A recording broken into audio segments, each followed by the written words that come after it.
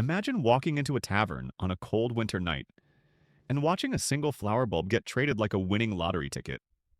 Not the flower, not a bouquet, a bulb, a small, ugly lump that looks like an onion. Now imagine that bulb is worth more than a comfortable house. And then imagine this. Nobody even has to pay cash today. You just sign a promise, a handshake, a scrap of paper.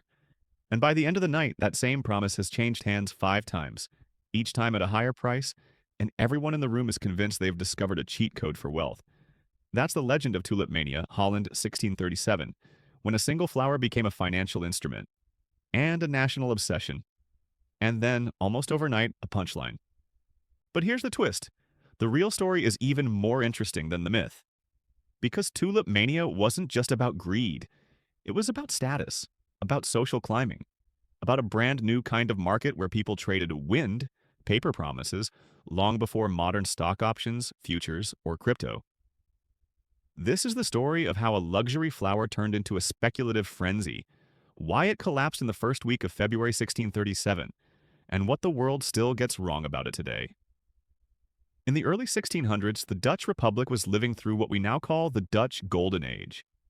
This was a small country punching far above its weight: shipping, trade, finance, art. Amsterdam was becoming a global hub. Dutch merchants were wealthy, confident, and connected to the world through vast trading networks. And in a world where your wealth wasn't just something you had, but something you displayed, luxury mattered. Paintings mattered. Exotic objects mattered. Rare shells, spices, porcelain, and eventually, flowers. Tulips weren't native to the Netherlands. They came from the Ottoman Empire. And long before they were a Dutch symbol, they were a symbol of prestige elsewhere. In Europe, tulips arrived as something new, foreign, and fashionable. Exactly the kind of thing that wealthy collectors love. At first, tulips were not mass market. They were elite. They were the kind of thing you'd show off in your garden the way you'd show off a piece of art in your home.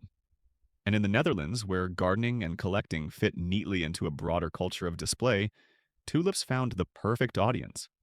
But tulips had something else going for them, something that made them far more than just pretty flowers.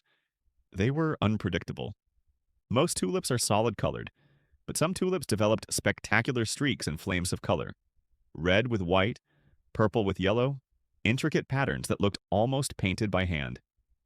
These were called broken tulips, and they were the celebrities of the tulip world. People didn't know the biology behind it at the time. Today we know those dramatic patterns were caused by a virus that weakened the bulb. But in the 1630s, people only knew one thing. Broken tulips were rare, and rare meant valuable. And the rarest varieties had names that sounded like royalty: Viceroy, Admiral, and most famous of all, Semper Augustus. Semper Augustus became the symbol of the tulip boom, a near-mythic flower whose name still echoes whenever people talk about bubbles.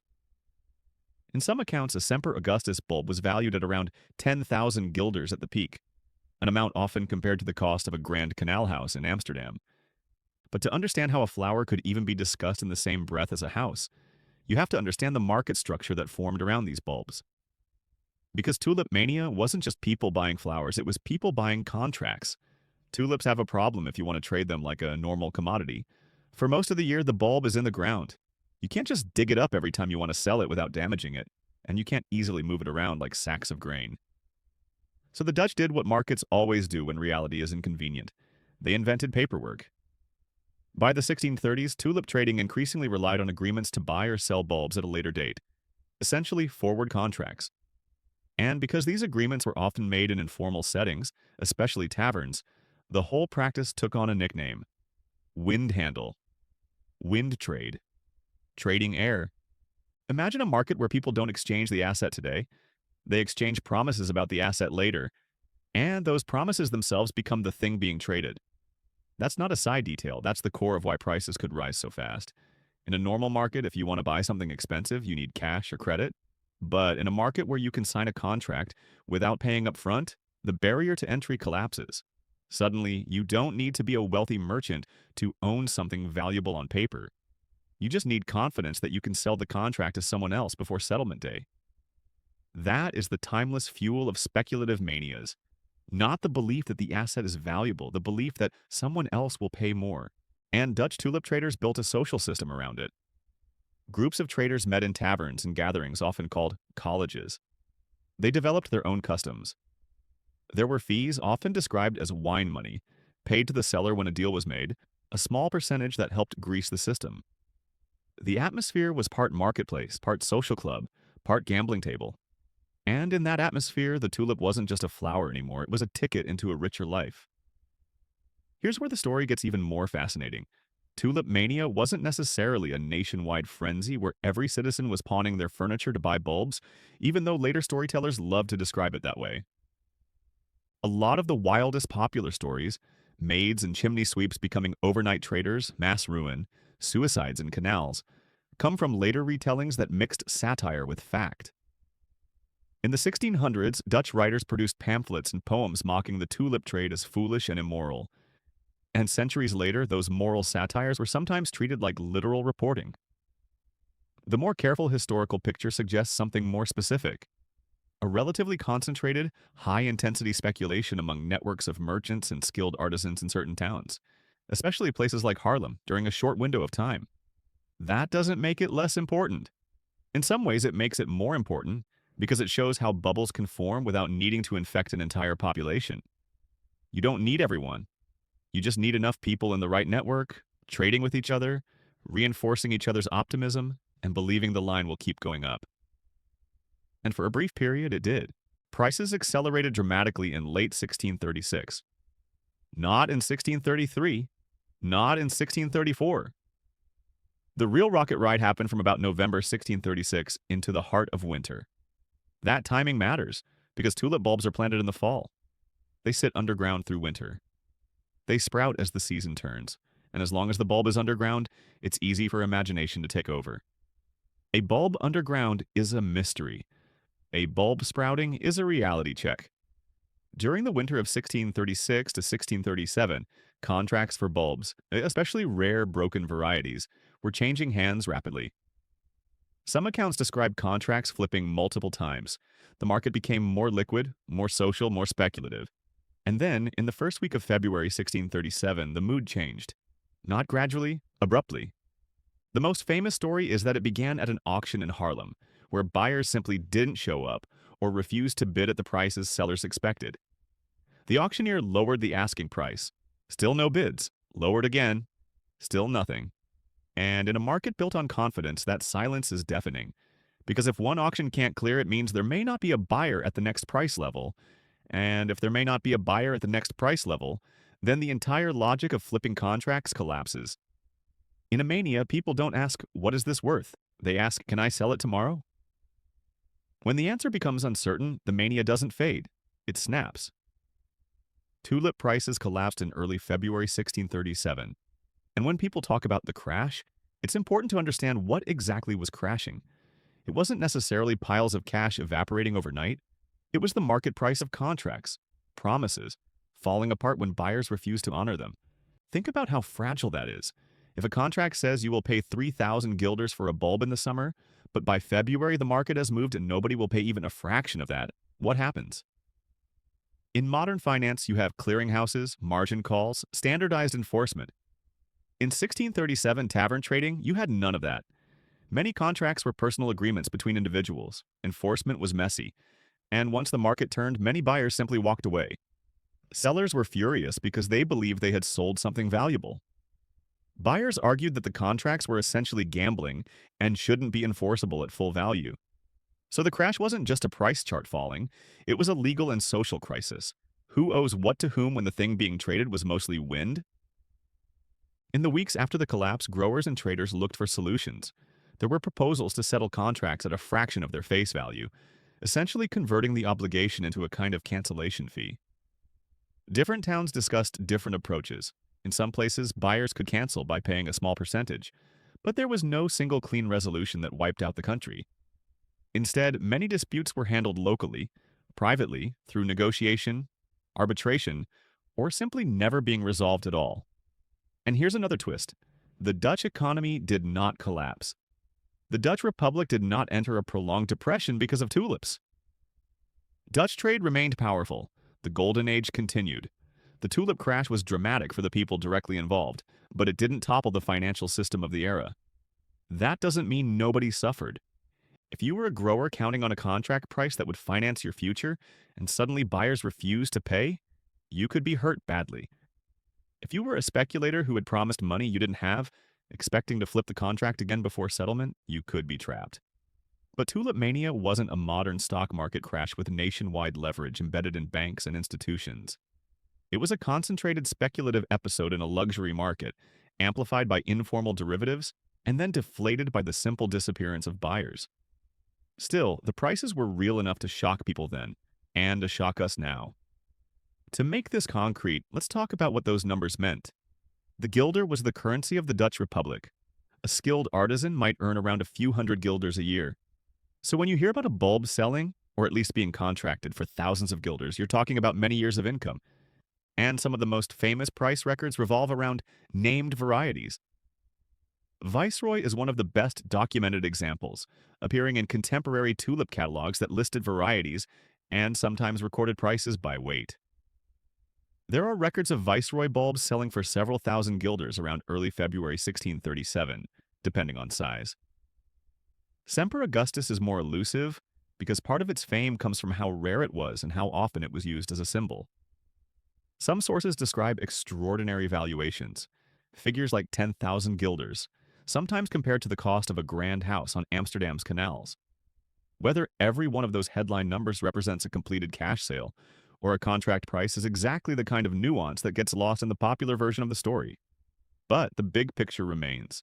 In the peak weeks of the mania, some tulip bulbs were valued at sums comparable to major assets, and that's why the story survived. Not because the Dutch economy collapsed, because the idea is irresistible, a flower worth a house. So why did people do it? The lazy answer is greed. But greed is always available. Greed doesn't explain timing. Greed doesn't explain why this happened in this place, in this winter, with this flower. To understand tulip mania, you have to understand the social meaning of the bulb. Tulips were a luxury good tied to taste, knowledge, and status. Owning rare varieties signaled that you were part of a refined world. You weren't just rich, you were discerning. And in a society where merchants could become wealthy but still felt the pressure of social hierarchy, luxury collecting offered a pathway into prestige. The tulip wasn't only an asset, it was cultural capital. Now add the tavern colleges. These weren't anonymous electronic markets. They were face-to-face networks of reputation. People knew each other or knew of each other. Honor mattered, trust mattered. And in that environment, when everyone around you is trading and boasting about profits, the pressure to participate rises.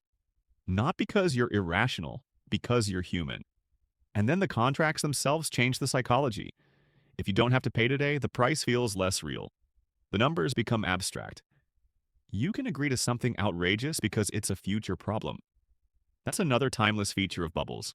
When the pain of payment is delayed, the willingness to bid increases. And then comes the final ingredient, the greater fool logic. If you believe you can sell the contract tomorrow, you don't care if the bulb is worth the price. You care whether the market is rising, but markets don't rise forever. And in early February 1637, something cracked. Maybe one failed auction. Maybe a broader shift in sentiment. Maybe a sudden realization that spring was approaching and settlement day was coming. Because that's the thing about tulip contracts. Eventually, you have to stop trading paper. Eventually, someone has to take delivery or settle.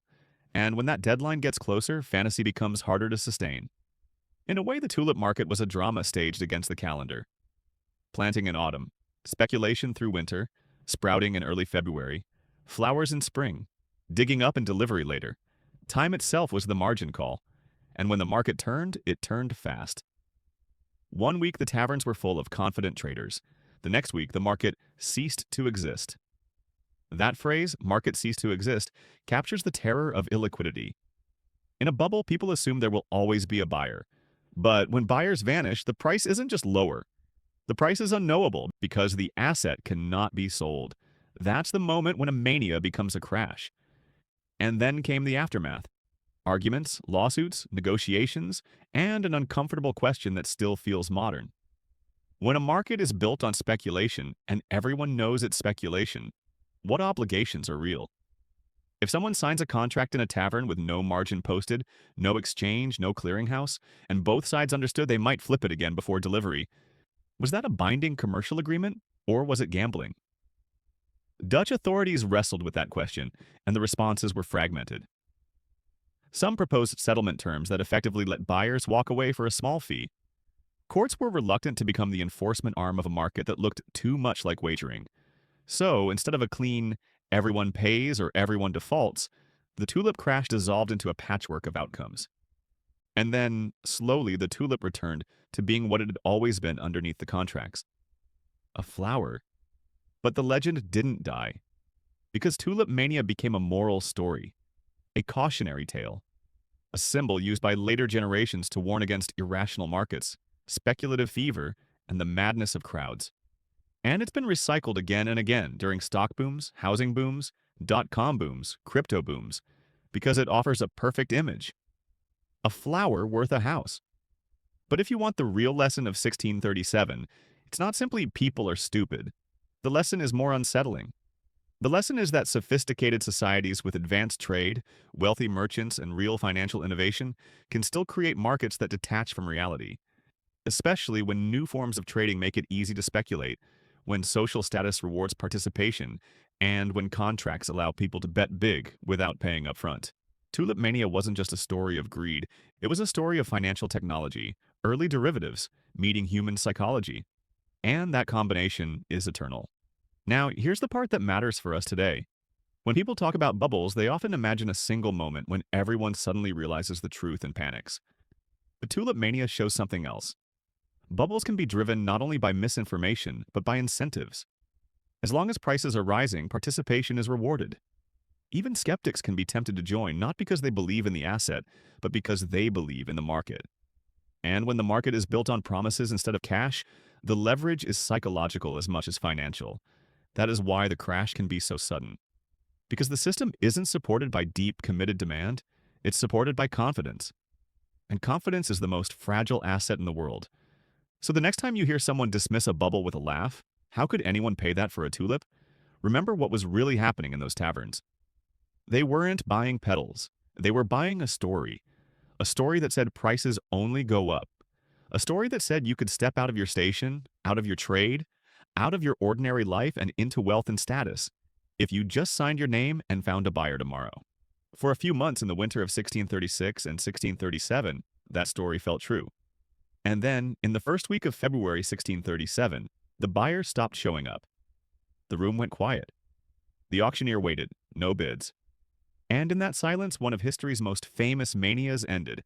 Not with a bang, not with a riot, but with the simplest force in economics. A price is only real if someone is willing to pay it. When that willingness disappears, even the most coveted asset in the room becomes what it always was: just a bulb, just a flower, and just a reminder that in every age, no matter the technology, no matter the sophistication, markets still run on the same invisible fuel: belief. If you liked this video, please hit the like and subscribe button for more.